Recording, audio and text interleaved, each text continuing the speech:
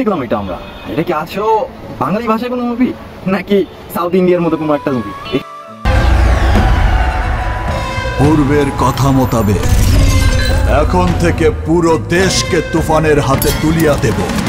সে যা চাইবে পাইবে, যা করিতে চাইবে করিবে,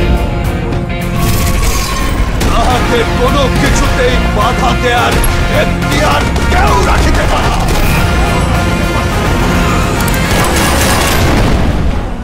আর এর ব্যত্যয় ঘটিলে এখানে কোনো মতো বোঝা যাচ্ছে না, বুঝাতে পারছি না আমি যে কেউ যে এটা আমাদের বাংলা ভাষায় তৈরি করা একটা সাউথ ইন্ডিয়ার মতো অ্যাকশন মুভি।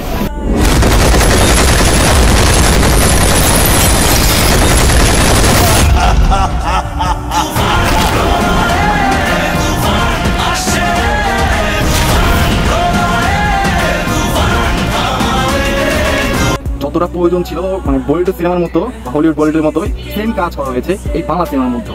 শুধু কাজটা নয়, এখানে অভিনয়টা ছিল, দেখুন শাকিব খানের এক্সপ্রেশনটা দেখুন, একদম যে আপনার পুষ্পা এলিমেনের মতো হুবহু তাদের বডি ল্যাঙ্গুয়েজ বলেন, তাদের ভাষা বলেন, তাদের চেহারার ভাগ বলতে দেখেন পুরো সেম দিয়েছে। এক কথায় সিনেমাতে মাল মশলা যতটুকু প্রয়োজন ছিল সম্পূর্ণ ঢালা হয়েছে। এখানে হবেই বা না কেন? এখানে তো রয়েছে রাইফাল রাফির মতো সুখাল লেভেলের পরিচালক। আর চলো তুফান, খুব ভয় পাইছি রে।